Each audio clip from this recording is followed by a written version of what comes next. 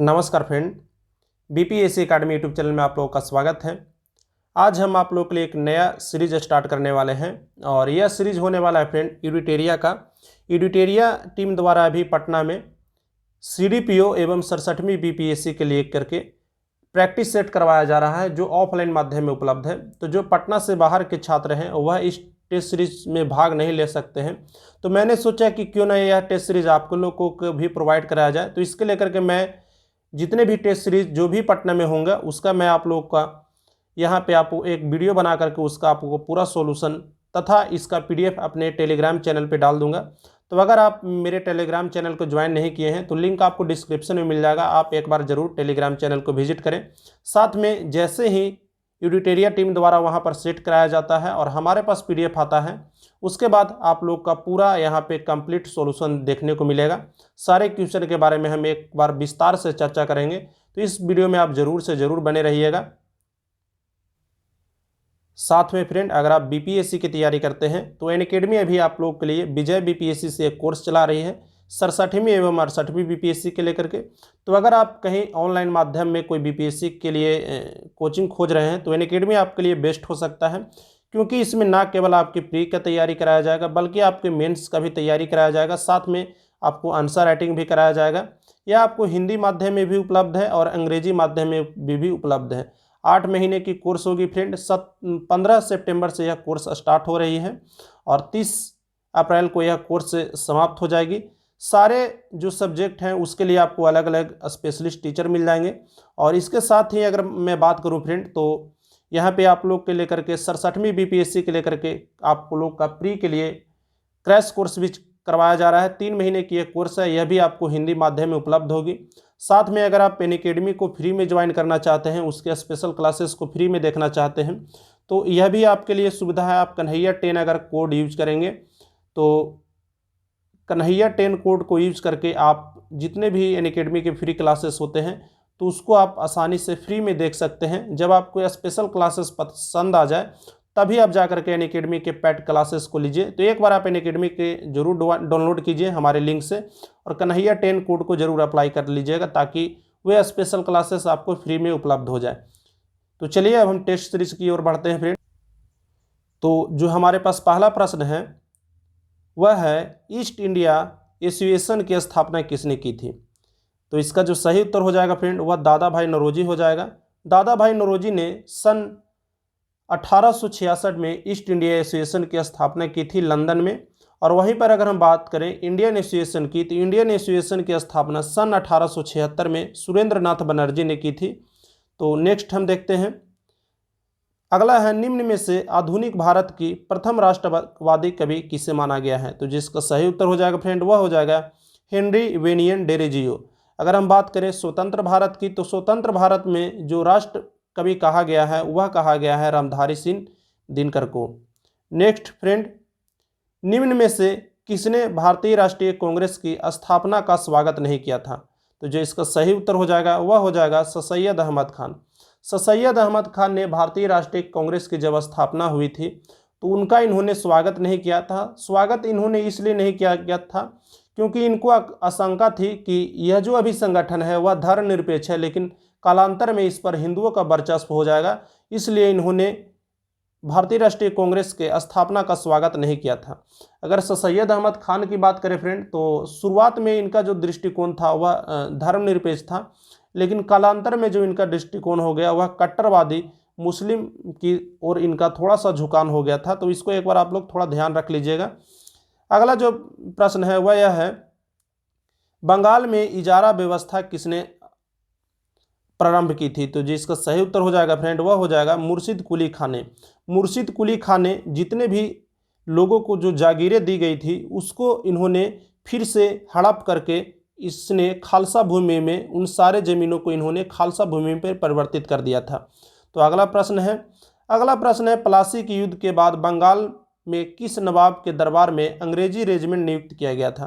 तो जब 1757 की युद्ध हुई थी अंग्रेज और सिराजदौला के बीच, जिसमें सिराजदौला की हार हो गई थी, तो हार के बाद अंग्रेजों ने ल्यूक स्क्वाड्रन के दरबार में एक अंग्रेज रेजिमेंट की नियुक्ति की थी। अगला प्रश्न है, निम्न में से किस गवर्नर जनरल ने पंचवर्षीय बंदोबस्त चलाया था? तो जी इसका सही उत्तर हो जाएगा फ्रेंड, वह हो जाएगा वारेन हेस्टिंगस ने। वारेन हेस्टिंगस ने सन 1772 में पंचवर्षीय बंदोबस्त को चलाया, और यह कब तक चला? तो यह 4 वर्षों तक चला था फ्रेंड। सन 1776 तक इनके द्वारा यह बंदोबस्त चलाया गया था। अगला जो प्रश्न है, अंग्रेज औरंगजेब की मृत्यु के समय मुगल साम्राज्य में कुल कितने प्रांत थे? तो जिसका सही उत्तर हो जाएगा वह हो जाएगा ऑप्शन नंबर सी, 21 प्रांत थे।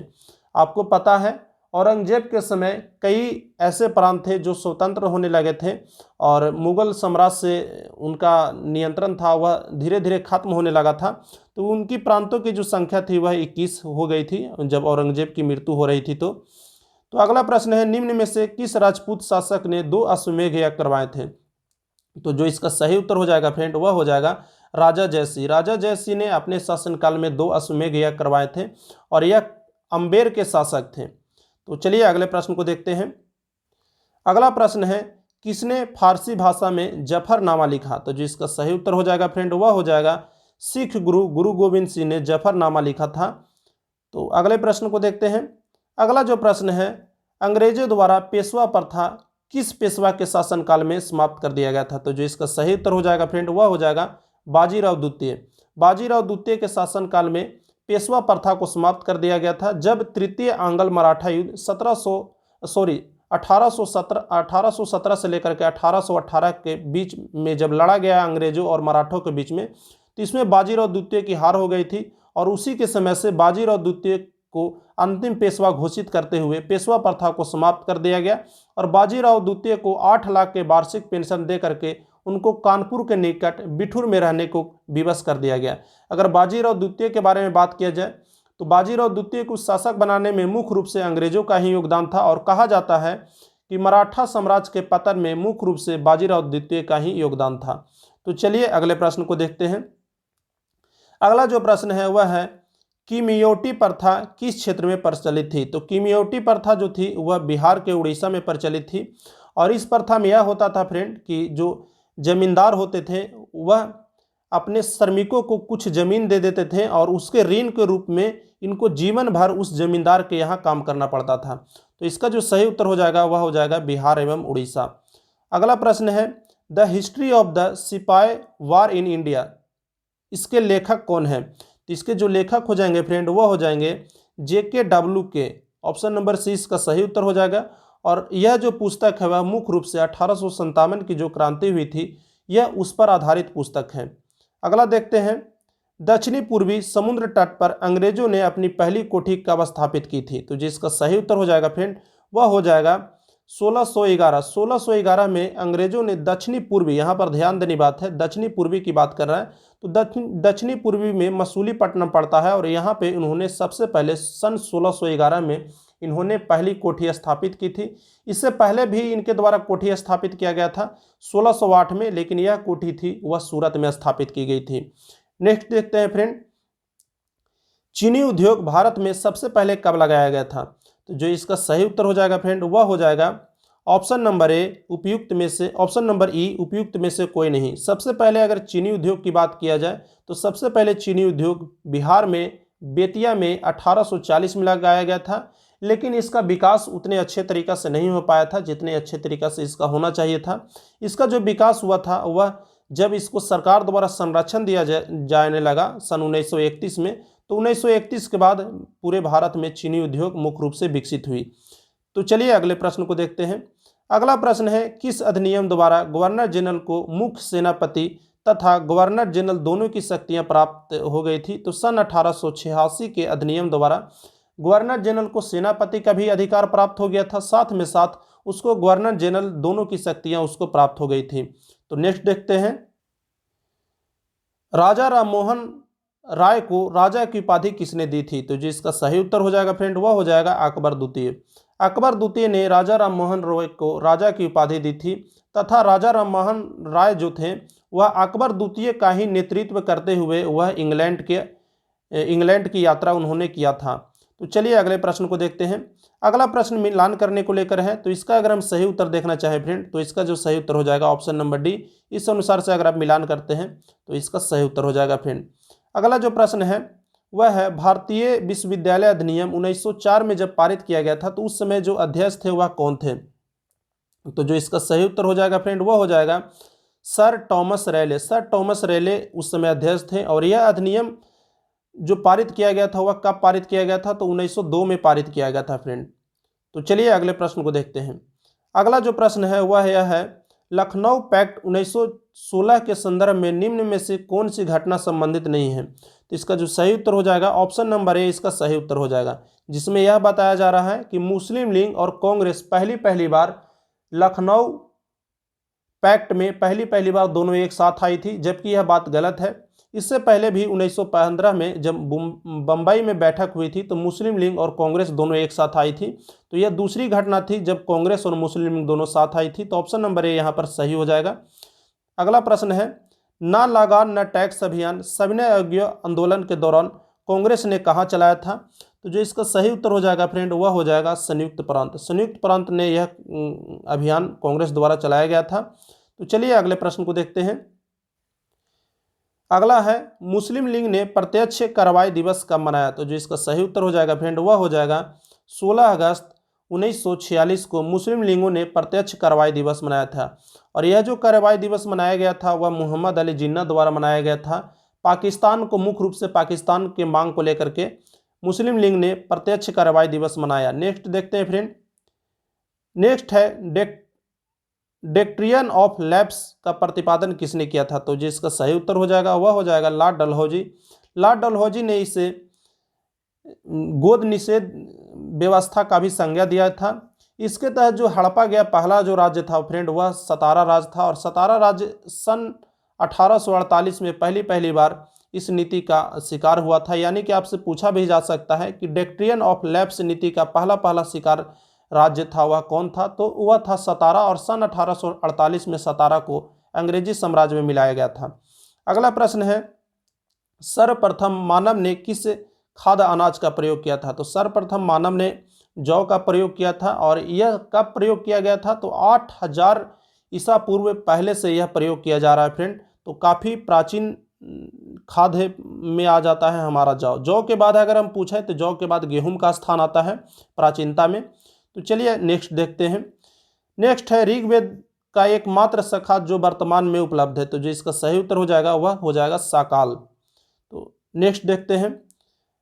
नेक्स्ट है, कनिष्क बौद्ध धर्म के किस शाखा का अनुयायी था? तो यह महायान शाखा का अनुयायी था फ्रेंड। और कनिष्क ने शक संवत की भी स्थापना की थी 78 ईसा पूर्व में। 78 ईस्वी में इन्होंने शक संवत की भी स्थापना की थी। शकों के विजय के उपलक्ष्य में इन्होंने शक संवत की स्थापना की थी। तो नेक्स्ट देखते हैं। नेक्स्ट है, गुप्त काल में एक व्यवस्थित शासन प्रणाली थी जिसमें शासन की सबसे छोटी इकाई क्या थी? तो शासन की सबसे छोटी जो इकाई थी वह ग्राम थी। और ग्राम के जो शासक होता था उसको ग्रामी कहा जाता था। तो नेक्स्ट देखते हैं, निम्न में से किसकी रचना हर्ष ने नहीं की थी? तो इसका सही उत्तर हो जाएगा हर्षचरित। हर्षचरित की रचना है वह हर्ष ने नहीं की थी, बल्कि इसके जो राज्य कवि वाण्य भट्ट थे उन्होंने हर्षचरित की रचना की थी। तो कई बार आपसे पूछा भी जाता है कि हर्षचरित की रचना किसने की थी? तो वाण्य भट्ट की थी। और वाण्य भट्ट हर्षवर्धन का दरबारी कवि था। तो चलिए अगले प्रश्न को देखते हैं। अगला जो प्रश्न है फ्रेंड वह यह है कि त्रिपक्षीय संघर्ष में अंतिम रूप से किस शासक वर्ग को सफलता मिला था? तो इसमें जो अंतिम रूप से सफलता जो प्राप्त हुआ था फ्रेंड वह गुर्जर एवं प्रतिहारों को प्राप्त हुआ था। और यह मुख्य रूप से अगर देखा जाए तो 3 लोगों के बीच में संघर्ष था। गुर्जरों के बीच में, प्रतिहारों के बीच में, राष्ट्रकूटों एवं पाल शासकों के बीच में मुख्य रूप से संघर्ष चला था। तो चलिए अगले प्रश्न को देखते हैं। अगला जो प्रश्न है वह यह है कि भारत पर आक्रमण करने वाला प्रथम तुर्क मुसलमान कौन था? तो जो इसका सही उत्तर हो जाएगा फ्रेंड वह हो जाएगा सफुद्दीन। सफुद्दीन पहला तुर्क मुसलमान था। अगर हम मुसलमान की बात करें तो सबसे जो पहला मुसलमान हो जाएगा वह हो जाएगा मोहम्मद बिन कासिम। मोहम्मद बिन कासिम प्रथम वह मुसलमान था जिसने भारत पर आक्रमण किया था। तो चलिए अगले प्रश्न को देखते हैं। अगला प्रश्न है, निम्न में वह कौन था जिसने तराइन के द्वितीय युद्ध में भाग लिया था, आगे चलकर वह दिल्ली सल्तनत का सुल्तान बना? तो वह हो जाएगा कुतुबुद्दीन ऐबक। हालांकि कुतुबुद्दीन ऐबक के साथ साथ बख्तियार खिलजी ने भी युद्ध में भाग लिया था, लेकिन बख्तियार खिलजी को भारत का सुल्तान बनने का अवसर नहीं मिला था। तो इसका जो सही उत्तर हो जाएगा फ्रेंड वह हो जाएगा कुतुबुद्दीन ऐबक। अगला जो प्रश्न है वह यह है कि चचनामा अली अहमद द्वारा अरबी भाषा में लिखित एक प्रसिद्ध ग्रंथ है जिसमें मुख्य रूप से किसका वर्णन किया गया है। तो इसमें वर्णन किया गया है अरब विजय का फ्रेंड। अरब विजय का जैसे कि मैंने आप लोग को बताया था कि कासिम के नेतृत्व में भारत में प्रथम अरब आक्रमण किया गया था, तो उसी दरमियान जब सिंध पर विजय प्राप्त हुआ तो उसी के वर्णन को चचनामा में लिखा गया है। तो चलिए नेक्स्ट प्रश्न को देखते हैं। नेक्स्ट है भक्ति आंदोलन को दक्षिणी भारत से उत्तर भारत लाने का श्रेय किसको दिया जाता है। तो इसको दिया जाता है रामानंद को। और रामानंद की अगर बात करें फ्रेंड तो रामानंद ने न केवल दक्षिणी भारत से उत्तर भारत में भक्ति आंदोलन को लाया बल्कि इन्होंने कृष्ण एवं राधा के श्रद्धा के जगह इन्होंने राम एवं सीता का भक्ति को मुख्य रूप से प्राथमिकता दिया। तो चलिए अब हम अगले प्रश्न को देखते हैं। अगला जो प्रश्न है वह है यह फ्रेंड, प्लासी का युद्ध कब और किसके बीच में हुआ था। तो जो इसका सही उत्तर हो जाएगा फ्रेंड वह हो जाएगा ऑप्शन नंबर बी 23 जून 1757 को। यह बंगाल के नवाब सिराजदौला एवं ईस्ट इंडिया कंपनी के बीच हुई थी। तो चलिए अगले प्रश्न को देखते हैं। अगला प्रश्न है फ्रेंड कि मुगल सम्राट द्वारा ईस्ट इंडिया कंपनी को बिहार में दीवानी का अधिकार कब मिला, यानी कि जो ईस्ट इंडिया कंपनी था उसको बिहार में कब लगान वसूल करने का अधिकार मिला। तो यह जो अधिकार मिला था फ्रेंड वह मिला था 1765 में। आपको पता होगा कि 1757 में प्लासी का युद्ध हुआ था जिसमें बंगाल के नवाब जो थे वह सिराजदौला वह इस युद्ध में हार गए थे। और इस युद्ध में हारने के बाद हार के रूप में उनको नवाबी प्रदान करना पड़ा बिहार एवं बंगाल का। तो इसका जो सही उत्तर हो जाएगा फ्रेंड वह हो जाएगा 1765। तो चलिए अगले प्रश्न को देखते हैं। अगला जो प्रश्न है फ्रेंड कह रहा है मजरूल हक ने द मदरलैंड नामक अखबार का प्रकाशन किया था। तो जो इसका सही उत्तर हो जाएगा फ्रेंड वह हो जाएगा ऑप्शन नंबर ए। असहयोग आंदोलन के दौरान इन्होंने 30 सितंबर 1921 को इन्होंने द मदरलैंड नामक अखबार का प्रकाशन किया। तो चलिए हम नेक्स्ट प्रश्न को देखते हैं। नेक्स्ट प्रश्न कह रहा है सर्वप्रथम भारतीय राष्ट्रीय नियोजन समिति का गठन भारतीय राष्ट्रीय कांग्रेस ने किस अधिवेशन में किया था। तो जो इसका सही उत्तर हो जाएगा फ्रेंड वह हो जाएगा हरिपुरा अधिवेशन। और आपको पता है हरिपुरा अधिवेशन की जो अध्यक्षता थी वह जवाहरलाल नेहरू ने किया था। तो नेक्स्ट प्रश्न को देखते हैं। नेक्स्ट प्रश्न कह रहा है कितने पंचवर्षीय योजनाओं के लक्ष्य से अधिक प्राप्ति की गई है। कितने पंचवर्षीय योजनाओं में जितना हमने लक्ष्य रखा लक्ष्य प्राप्ति का उससे हमने अधिक प्राप्त किया है। तो कुल टोटल 5 योजनाओं में हमने लक्ष्य से अधिक प्राप्त किया है। और यह योजनाएं हैं फ्रेंड प्रथम पंचवर्षीय योजना, पंचम पंचवर्षीय योजना, छठी पंचवर्षीय योजना, 7वीं पंचवर्षीय योजना एवं 8वीं पंचवर्षीय योजना। इन 5 पंचवर्षीय योजना में हमने जितना लक्ष्य रखा था उससे हमें ज़्यादा का ग्रोथ प्राप्ति हुआ था। तो चलिए हम नेक्स्ट प्रश्न को देखते हैं। मुद्रास्फीति पर नियंत्रण के मौद्रिक उपाय निम्न में से कौन है। तो जो इसका सही उत्तर हो जाएगा फ्रेंड वह हो जाएगा ऑप्शन नंबर ए। इसमें 2 तरह के उपाय बताए गए हैं। एक तो है कि आप CRR को वृद्धि कर सकते हैं, दूसरा है कि आप SLR को आप वृद्धि कर सकते हैं। तो ये दोनों उपाय से आप मुद्रा नियंत्रण को नियंत्रित कर सकते हैं। इसलिए जो इसका सही उत्तर हो जाएगा फ्रेंड ऑप्शन नंबर ई, इसका उपयुक्त में से एक से अधिक इसका सही उत्तर हो जाएगा। नेक्स्ट देखते हैं नई औद्योगिक नीति की घोषणा कब की गई थी। तो इसका जो घोषणा किया गया था फ्रेंड वह किया गया था 24 जुलाई 1991 में। नरसिम्हा राव के सरकार थे उस समय, उसी समय नई औद्योगिक नीति की घोषणा की गई थी। तो चलिए अगले प्रश्न को देखते हैं। अगला जो प्रश्न कह रहा है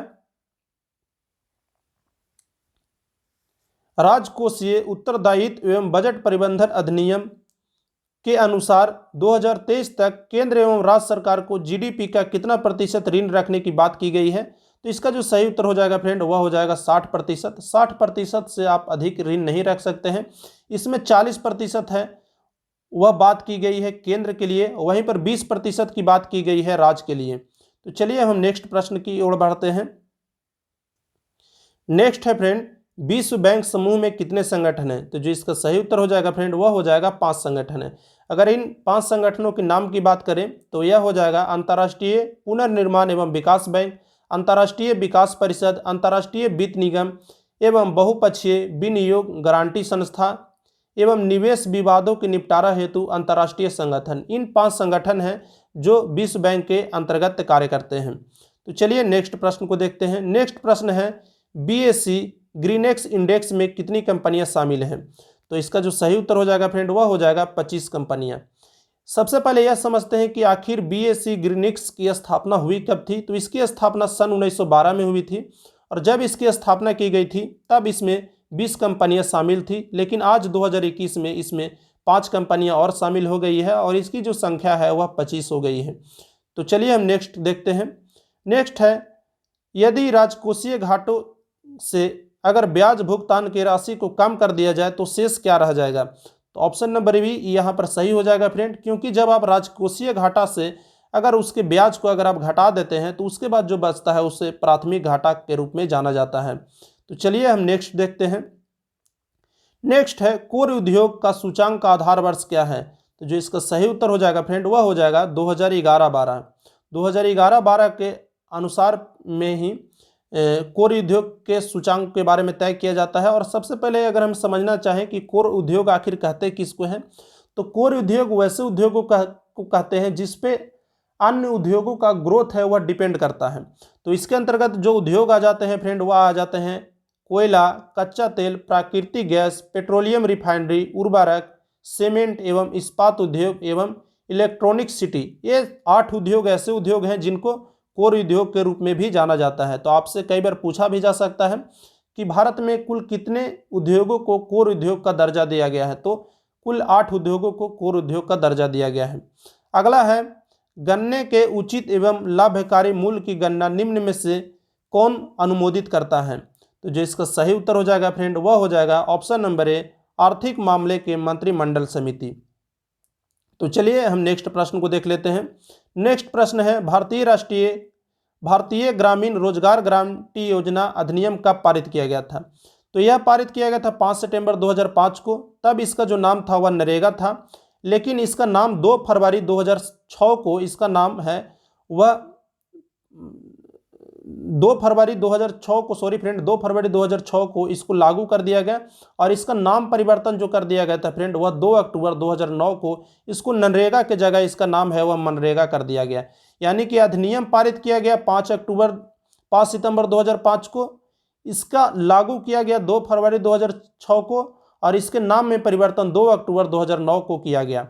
तो चलिए अगले प्रश्न को देखते हैं। अगला प्रश्न है, बिहार में ग्रीन बजट सर्वप्रथम कब पारित किया गया? तो यह जो बजट है फ्रेंड वह 2020-21 में पारित किया गया और ग्रीन बजट पारित करने वाला बिहार भारत का पहला राज्य बन गया है फ्रेंड। तो इसको एक बार आप जरूर ध्यान रखिएगा, क्योंकि संभावना है कि यह प्रश्न आपके BPSC के परीक्षा में देखने को मिल जाए। तो चलिए अगले प्रश्न को देखते हैं। अगला प्रश्न है, बिहार में प्रति व्यक्ति GSDP आरोही क्रम में कौन सा विकल्प सही है? तो जिसका सही उत्तर हो जाएगा फ्रेंड वह हो जाएगा शिवहर। तो शिवहर, अररिया, उसके बाद किशनगंज, उसके बाद बेगूसराय। तो चलिए अब हम अगले प्रश्न को देखते हैं। अगला जो प्रश्न है फ्रेंड वह यह कह रहा है कि 2019-20 के अंत में राज्य के GSDP का कितना प्रतिशत ऋण है? तो राज्य पर अगर देखा जाए तो ऋण जो है वह 30.93% का ऋण है और अगर कुल ऋण को अगर हम लाख में देखना चाहें तो बिहार राज्य पे कुल अभी 1,90,00,000 का ऋण है फ्रेंड। तो चलिए अब हम अगले प्रश्न को देखते हैं। अगला प्रश्न है, केंद्रीय बजट 2021-20 के अनुसार निम्न में कौन सा सही है? तो जो इसका सही उत्तर हो जाएगा फ्रेंड ऑप्शन नंबर 20 का सही उत्तर हो जाएगा। 2021-20 में भारत का जो राजस्व घाटा है वह 5.1% है और बाकी जो है वह गलत है फ्रेंड। तो चलिए अगले प्रश्न को देखते हैं। अगला जो प्रश्न है कह रहा है, जैविक प्रक्रिया के संचालन के लिए ऊर्जा कोशिकाओं में किस रूप में उपस्थित होते हैं? तो यह जो ऊर्जा है वह कोशिकाओं में मुख्य रूप से ATP के रूप में उपस्थित होता है फ्रेंड और इसी ATP से पूरे कोशिका का संपूर्ण जैविक प्रक्रियाओं का संचालन किया जाता है। तो चलिए अगले प्रश्न को देखते हैं।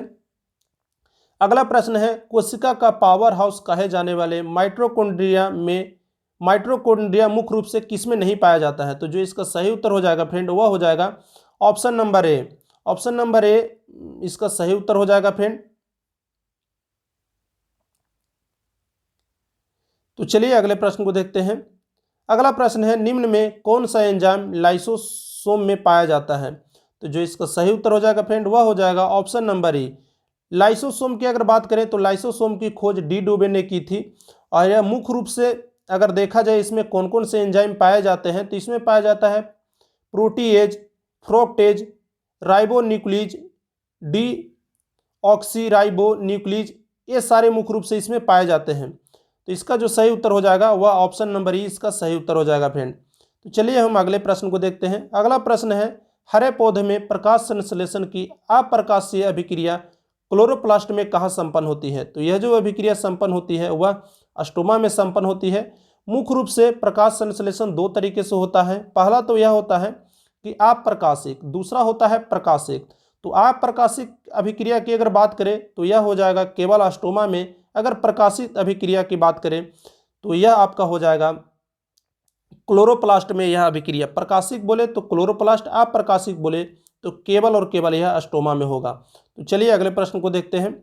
अगला प्रश्न है, निम्न में से किस बंधन द्वारा डीएनए की श्रृंखला बनी होती है? तो जो इसका सही उत्तर हो जाएगा फ्रेंड वह हो जाएगा हाइड्रोजन बंध। हाइड्रोजन बंध द्वारा डीएनए की संरचना है वह एक दूसरे से बंधी होती है। और अगर हम बात करें कि डीएनए की रचना के बारे में किसने मॉडल प्रस्तुत किया था, तो यह काफ़ी महत्वपूर्ण प्रश्न है।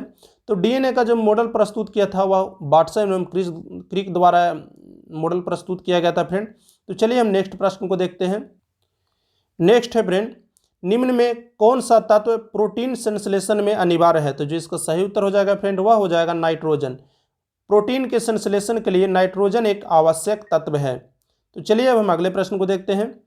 अगला प्रश्न है, मधुमक्खी का वास्तविक उत्पाद क्या है? तो मधुमक्खी का जो वास्तविक उत्पाद होता है फ्रेंड वह मधुमक्खी का मोम होता है। तो चलिए अगले प्रश्न को देखते हैं। अगला प्रश्न मिलान करने को लेकर के है। तो इसका जो सही उत्तर हो जाएगा फ्रेंड वह हो जाएगा option number A. Option number A इसका सही उत्तर हो जाएगा। तो चलिए अगले प्रश्न को देखते हैं। अगला प्रश्न है, निम्न में से किसे पादप एवं जंतु का संयोजक जीव कहा गया है? तो इसका जो सही उत्तर हो जाएगा फ्रेंड वह हो जाएगा यूग्लिना। यूग्लिना को पादप एवं जंतु का संयोजक जीव कहा गया है, यानी कि यह इसमें पादप के भी गुण पाए जाते हैं और इसमें जंतु के भी गुण पाए जाते हैं। पादप का जो गुण है वह यह है कि इसमें हरित लवक पाया जाता है जो जंतु में नहीं पाया जाता है। और जंतु का गुण यह है कि इसमें कशांभ अंग होते हैं। तो यूग्लिना एक ऐसा जीव है जिसमें पादप और जंतु दोनों के गुण पाए जाते हैं। नेक्स्ट देखते हैं, मानव शरीर द्वारा किस हार्मोन के उत्सर्जन से हृदय की धड़कनों का नियंत्रण किया जाता है? तो जो इसका सही उत्तर हो जाएगा फ्रेंड वह हो जाएगा ऑप्शन नंबर ई इसका सही उत्तर हो जाएगा। और अगर देखें कि कौन कौन से हार्मोन उत्सर्जित किए जाते हैं, तो यह हार्मोन है थोरक्सिन एवं एंड्रिलन। यह दो हार्मोन है वह हमारे हृदय की धड़कनों को नियंत्रित करते हैं। तो चलिए नेक्स्ट प्रश्न को देख लेते हैं फ्रेंड। नेक्स्ट है, जंतुओं में उपस्थित कौन सा पॉलीसैकेराइड आरक्षित ईंधन का कार्य करता है? तो जो इसका सही उत्तर हो जाएगा फ्रेंड वह हो जाएगा ग्लाइकोजेन। ग्लाइकोजेन जब हम ग्लूकोज लेते हैं तो ग्लूकोज है वह ग्लाइकोजेन में परिवर्तित हो जाता है और यह हमारे यकृत में जमा हो जाता है। जब हमारे पास शरीर में भोजन नहीं होता है, यानी कि जब हमारे पास ग्लूकोज की कमी होता है, तो यह ग्लाइकोजेन उस समय हमारे ईंधन के रूप में कार्य करता है। तो इसीलिए इसे आरक्षित ईंधन के रूप में भी जाना जाता है। तो नेक्स्ट देखते हैं, त्वचा तथा बाल नाखून निम्न में से किस प्रोटीन के बने होते हैं? तो आपको पता होगा त्वचा, बाल एवं नाखून कैरोटीन नामक प्रोटीन से बने होते हैं। तो नेक्स्ट प्रश्न को देखते हैं। नेक्स्ट है, शरीर में अम्लीयता तथा क्षारीयता के बीच कौन सा तत्व है वह संतुलन बनाए रहता है? तो हमारे शरीर में जो अम्लीयता एवं क्षारीयता को जो नियंत्रित करता है वह मुख्य रूप से फास्फोरस द्वारा नियंत्रित किया जाता है। तो चलिए अगले प्रश्न को देखते हैं। अगला प्रश्न है, जब ईस्ट द्वारा ग्लूकोज का किण्वन किया जाता है तो अंतिम उत्पाद के रूप में क्या बनकर आता है? तो जो इसका सही उत्तर हो जाएगा फ्रेंड वह हो जाएगा ऑप्शन नंबर बी, इथेनॉल तथा CO2 मुख्य रूप से किण्वन के ग्लूकोज के किण्वन के अंतिम उत्पाद होते हैं। तो चलिए अगले प्रश्न को देखते हैं। अगला प्रश्न है, एशिया का दूसरा सबसे बड़ा स्थलरुद्ध देश कौन सा है? तो जो इसका सही उत्तर हो जाएगा फ्रेंड वह हो जाएगा मंगोलिया। सबसे पहले हम यह समझते हैं कि आखिर स्थलरुद्ध देश कहा किसे जाता है। तो स्थलरुद्ध देश वैसे देशों को कहा जाता है जिसके चारों तरफ केवल और केवल भूमि हो, यानी कि यह जो देश है वह मुख्य रूप से भूमि से सटा होना चाहिए और इसका कहीं से भी यह समुद्र से लगा हुआ नहीं होना चाहिए। वैसे देश को हम लोग स्थल रुद्ध देश बोलते हैं। अगर सबसे बड़े स्थल रुद्ध देश की बात करें तो सबसे बड़ा स्थल रुद्ध देश है वह कजाकिस्तान है, और दूसरे नंबर में मंगोलिया का स्थान आता है। नेपाल भी हमारा स्थल रुद्ध देश है, भूटान भी हमारा स्थल रुद्ध देश है, कजाकिस्तान, अफगानिस्तान और लाओस, ये सारे जो देश हैं वह एशिया के स्थल रुद्ध देश में आते हैं। तो चलिए अगले प्रश्न को देखते हैं फ्रेंड। अगला जो प्रश्न कह रहा है वह कह रहा है विश्व का सबसे बड़ा प्रायद्वीपीय निम्न में से कौन सा है। तो जो इसका सही उत्तर हो जाएगा फ्रेंड वह हो जाएगा अरब प्रायद्वीप। अरब प्रायद्वीप विश्व का सबसे बड़ा प्रायद्वीप है। अगर हम बोलें कि सबसे बड़ा द्वीप कौन सा है तो सबसे बड़ा द्वीप है वह ग्रीनलैंड सबसे बड़ा द्वीप है। तो चलिए हम अगले प्रश्न को देखते हैं।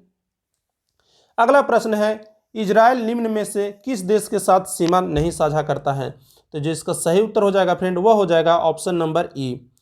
अगर इजराइल के बारे में बात करें तो इजराइल की स्थापना कब हुई थी। तो इजराइल की स्थापना फिलिस्तीन से बंटवारे के बाद 18 मई 1948 को हुई थी, और यह जॉर्डन के साथ भी सीमा साझा करता है, सीरिया के साथ भी सीमा साझा करता है, लेबनान के साथ भी सीमा साझा करता है, और मिस्र के साथ भी सीमा साझा करता है। यानी कि इन चारों देशों के साथ यह सीमा साझा करता है। इसलिए जो इसका सही उत्तर हो जाएगा वह हो जाएगा उपयुक्त में से एक से अधिक।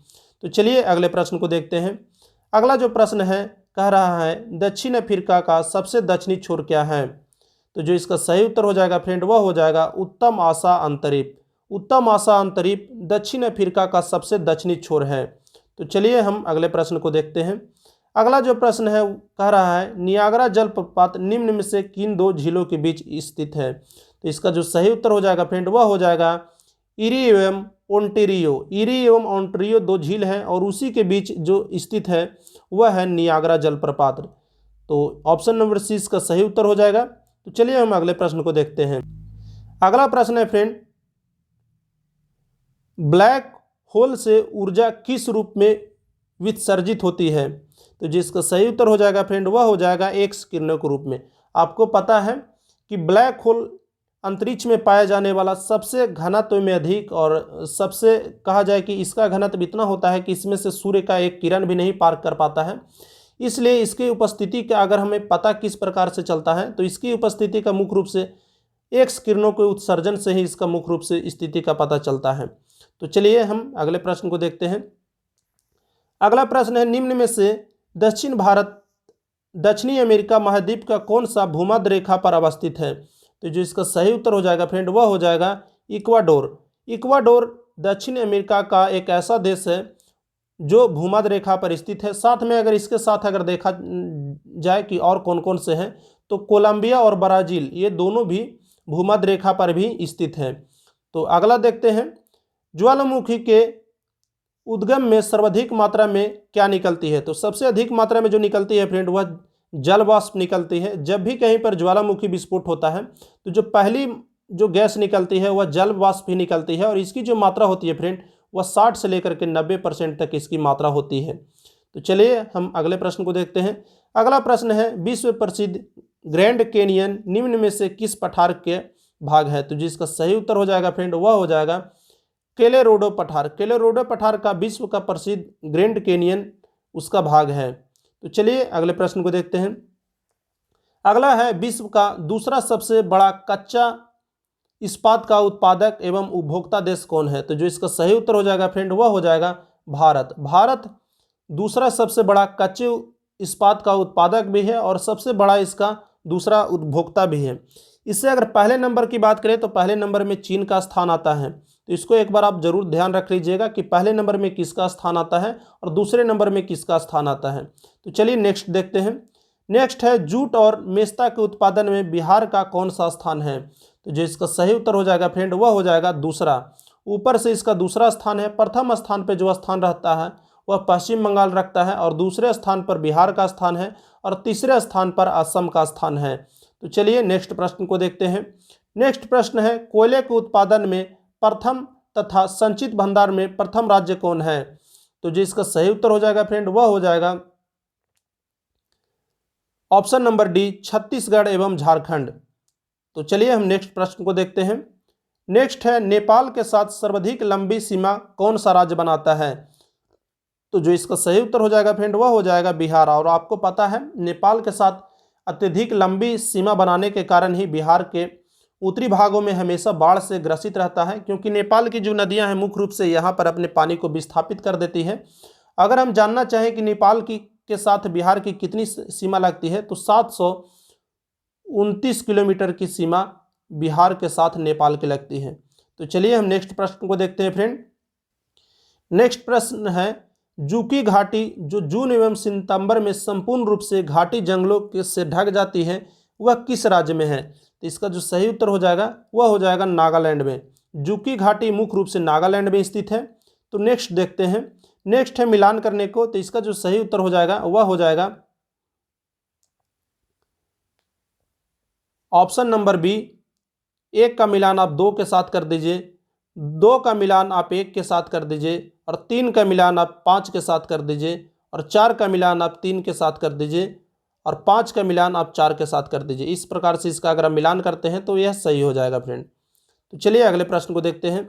अगला जो प्रश्न है कह रहा है, जनसंख्या घनत्व की दृष्टि से बिहार का भारत के राज्यों में एवं केंद्र शासित प्रदेशों के सम्मिलित रूप से क्या स्थान है? तो अगर हम राज्यों की अगर स्थान में देखें तो जनसंख्या घनत्व में पहला स्थान है, और इसकी जो जनसंख्या घनत्व है फ्रेंड आपको पता है 1102 है, जो पूरे राज्यों से सबसे अधिक है। पहले पश्चिम बंगाल का स्थान था, लेकिन अभी इसमें बिहार ने प्रथम स्थान ले लिया है। लेकिन जब हम केंद्र शासित प्रदेशों को अगर शामिल कर लें तब इसका जो स्थान हो जाता है वह छठा हो जाता है। तो चलिए हम नेक्स्ट प्रश्न को देखते हैं। नेक्स्ट है, बिहार में जनगणना 2011 के अनुसार कुल जनसंख्या का कितना प्रतिशत अनुसूचित जनसंख्या है? तो जो इसका सही उत्तर हो जाएगा फ्रेंड वह हो जाएगा 1.3%।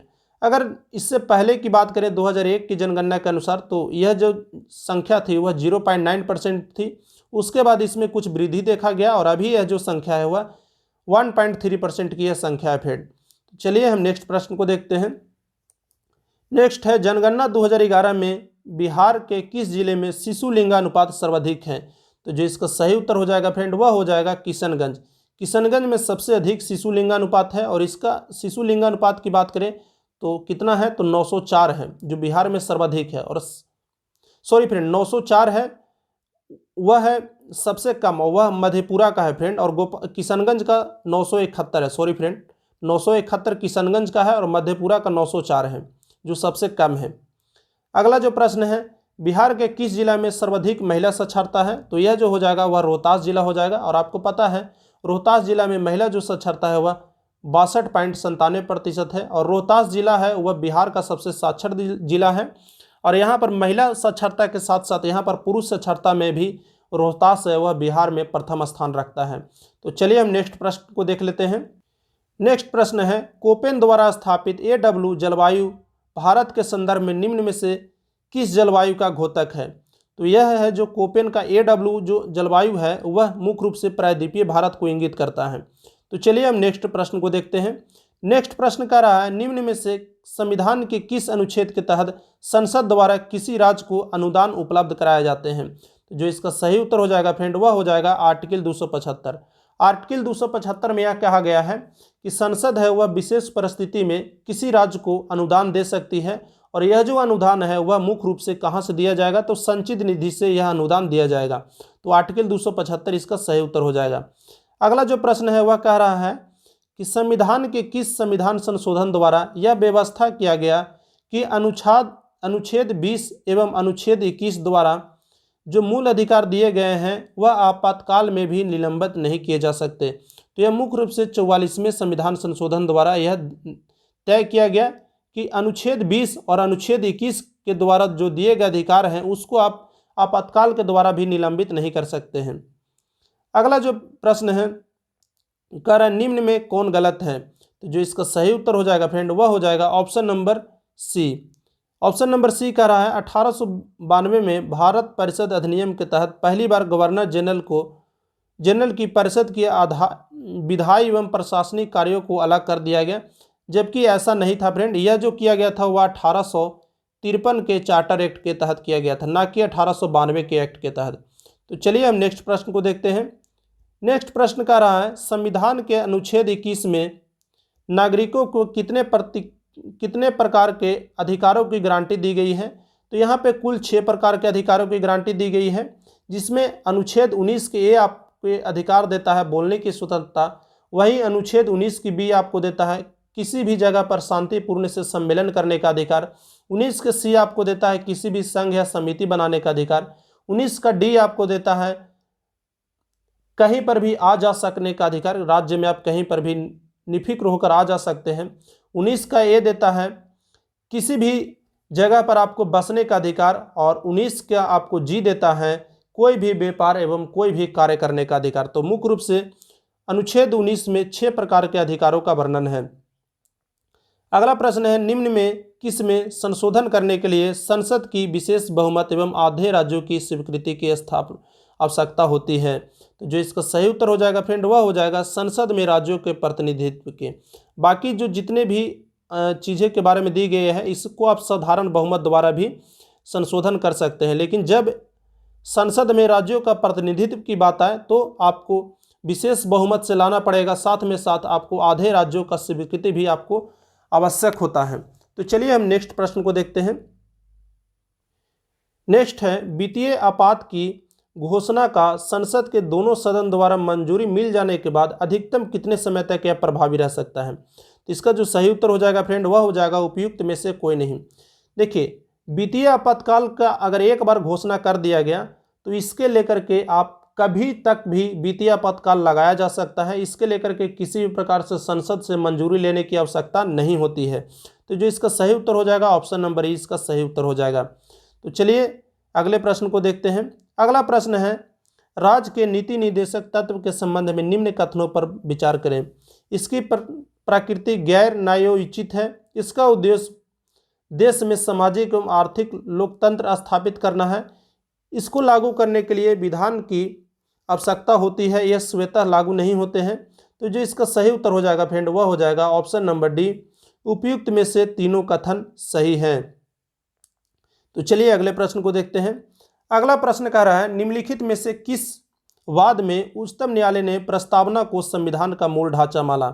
तो इसका जो सही उत्तर हो जाएगा फ्रेंड वह हो जाएगा केशवानंद भारती मामले। और आपको पता है केशवानंद भारती मामला काफ़ी चर्चित रहा था, क्योंकि इसमें उच्चतम न्यायालय ने यह कहा था कि आप हैं वह संविधान के जो मूल ढांचा है उसमें आप नकारात्मक संशोधन नहीं कर सकते हैं।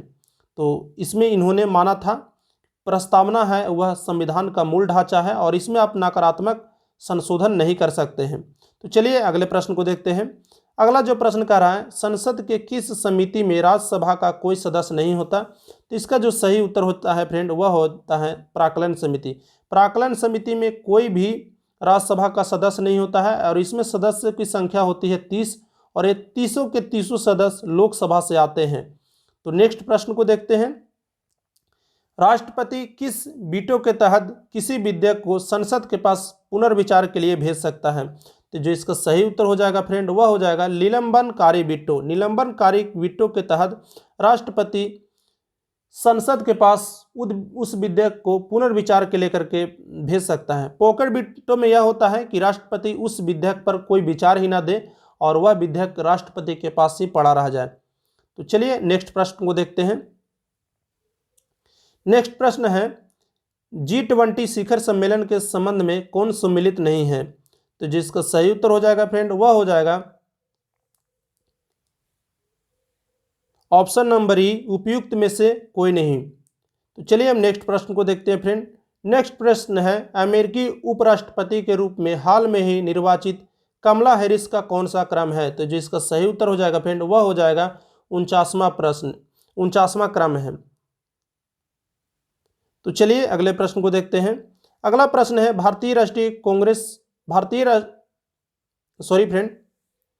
अगला प्रश्न है अंतर्राष्ट्रीय मुद्रा कोष का 190वां सदस्य कौन सा राष्ट्र बना है।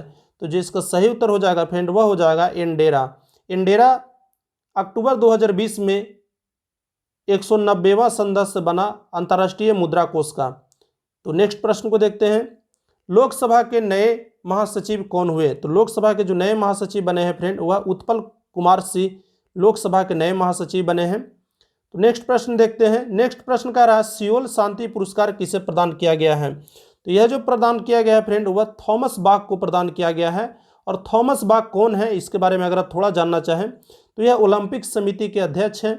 अगर इससे पहले बोला जाए कि 2018 का सियोल शांति पुरस्कार किसको प्राप्त किया गया था? तो नरेंद्र मोदी को सियोल शांति पुरस्कार प्राप्त किया गया था। तो चलिए अगले प्रश्न को देखते हैं। अगला प्रश्न है अंतर्राष्ट्रीय योग दिवस 2021 का थीम क्या है? तो इसका जो सही उत्तर हो जाएगा फ्रेंड वह हो जाएगा योगा फॉर वेल विनिंग, और इसकी जो शुरुआत की गई थी वह 21 जून 2015 से इसकी शुरुआत की गई थी अंतर्राष्ट्रीय योग दिवस का। तो चलिए अगले प्रश्न को देखते हैं। अगला प्रश्न है ग्लोबल पीस इंडेक्स में भारत का कौन सा स्थान है? तो भारत का स्थान इसमें जो है फ्रेंड वह 135वां है। अगर इसमें पहले स्थान की बात करें तो पहले स्थान पर आइसलैंड एवं अंतिम स्थान पर अफगानिस्तान आता है। तो चलिए नेक्स्ट प्रश्न की बात करते हैं। नेक्स्ट प्रश्न है खंजर सैन्य अभ्यास किन दो देशों के बीच हुआ है? तो खंजर सैन्य अभ्यास भारत और किर्गिस्तान के बीच हुआ है, और यह जो सैन्य अभ्यास था वह मुख्य रूप से किर्गिस्तान में ही आयोजित किया गया था। तो चलिए नेक्स्ट प्रश्न को देखते हैं।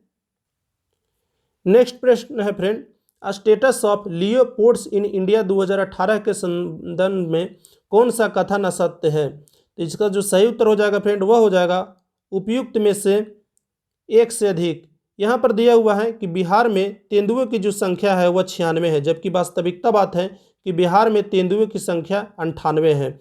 उसके बाद अगर देखें तो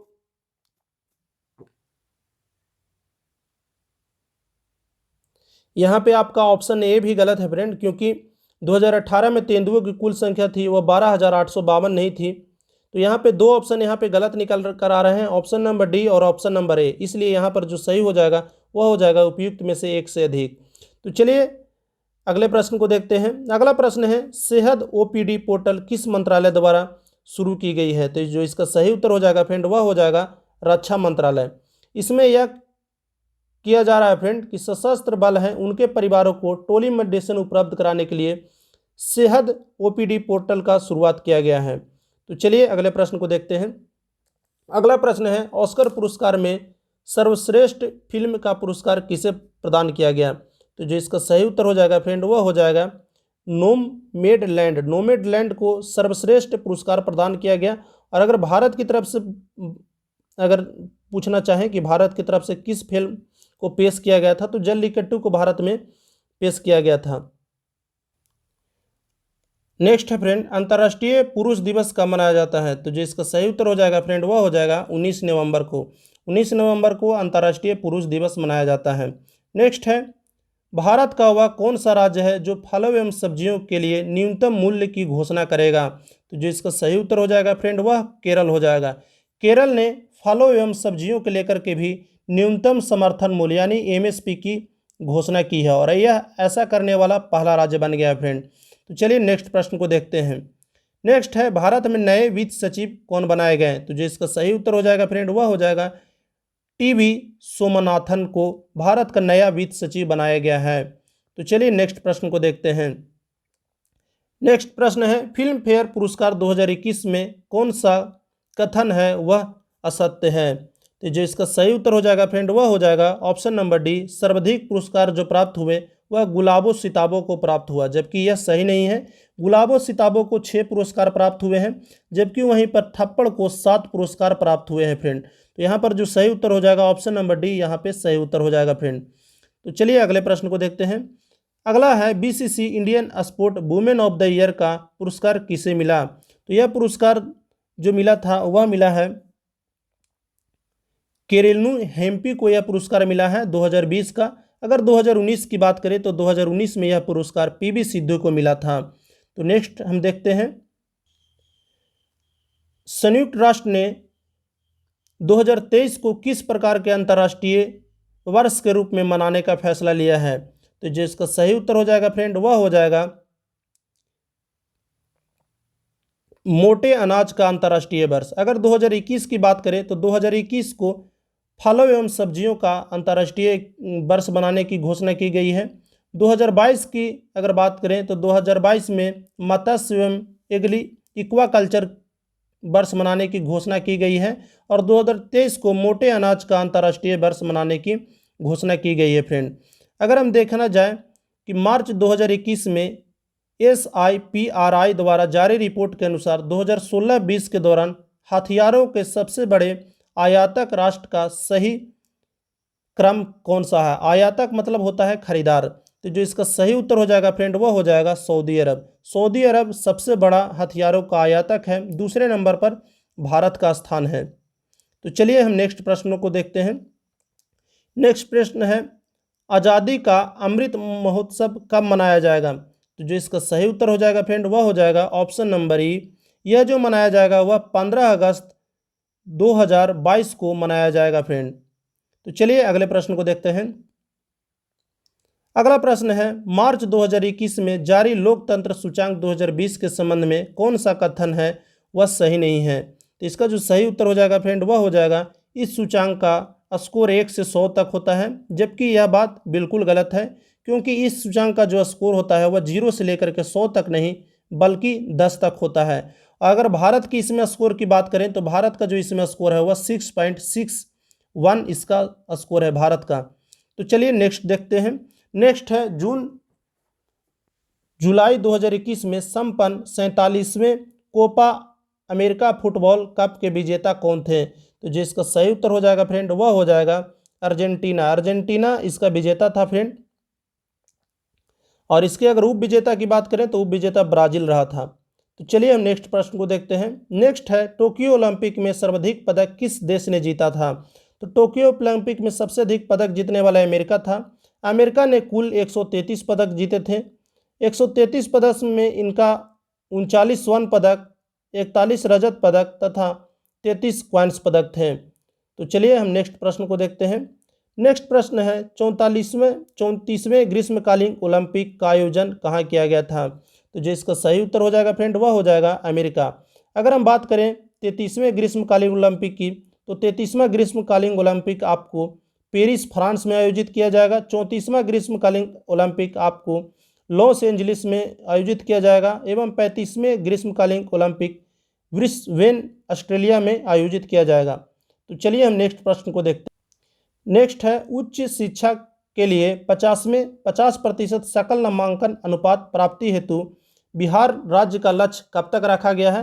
तो यह लक्ष्य रखा गया है 2035 तक यह लक्ष्य रखा गया है। अगर हम अभी देखें हाल फिलहाल में कि अभी बिहार का सकल नामांकन अनुपात कितना है, तो बिहार का अभी सकल नामांकन अनुपात 26.3% है और यह लक्ष्य रखा गया है फ्रेंड कि 2035 तक इसको बढ़ा करके 50% करना है और यही लक्ष्य है वह भारत सरकार ने भी रखा है।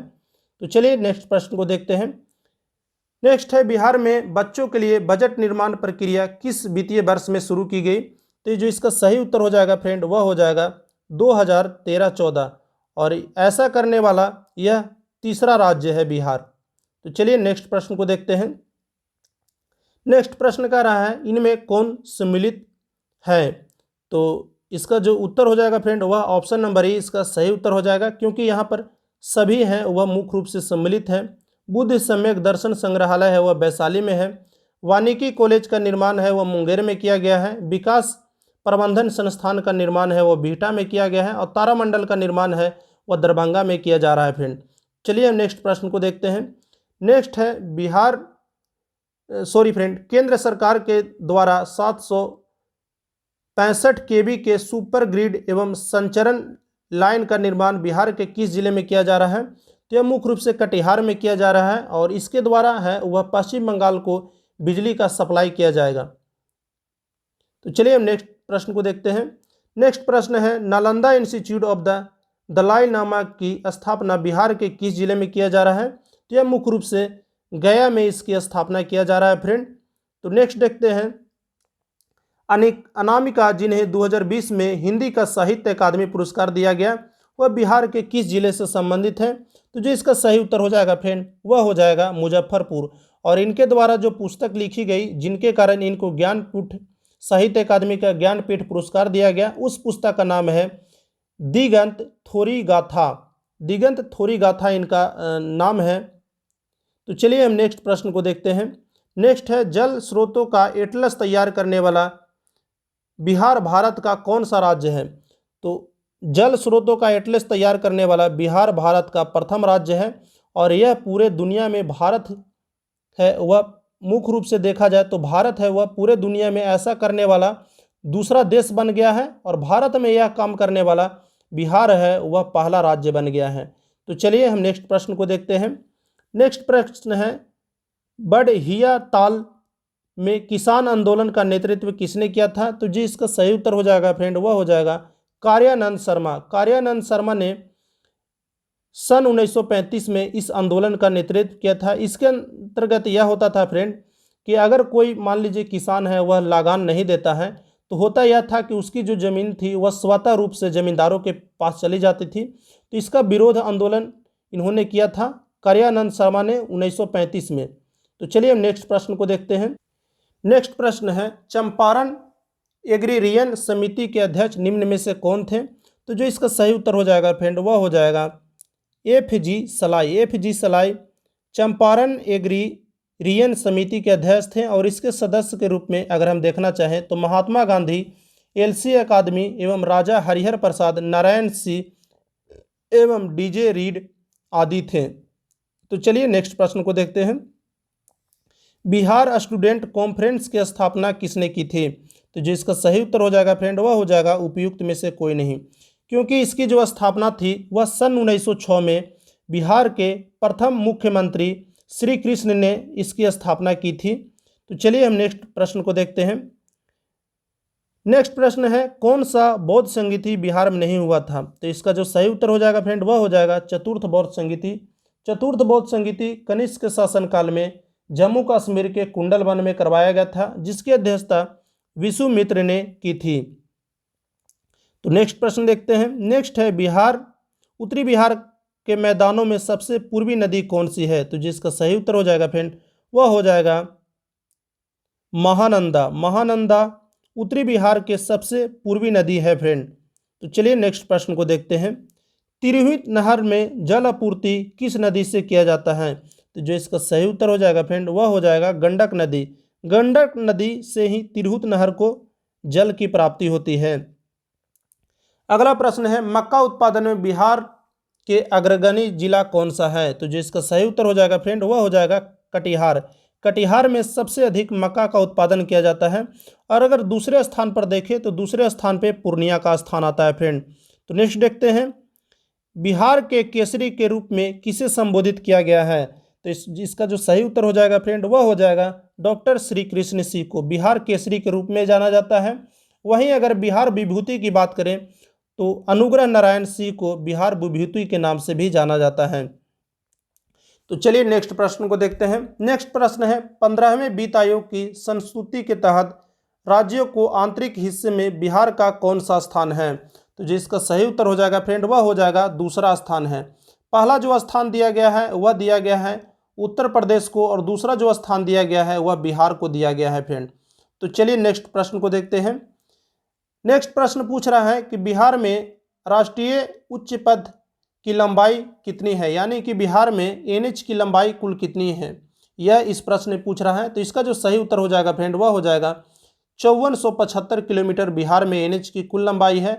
अगर आपसे पूछा जाए कि बिहार में कुल कितने NH हैं तो बिहार में कुल अभी वर्तमान में 58 राष्ट्रीय राजमार्ग हैं। तो चलिए हम नेक्स्ट प्रश्न को देखते हैं फ्रेंड।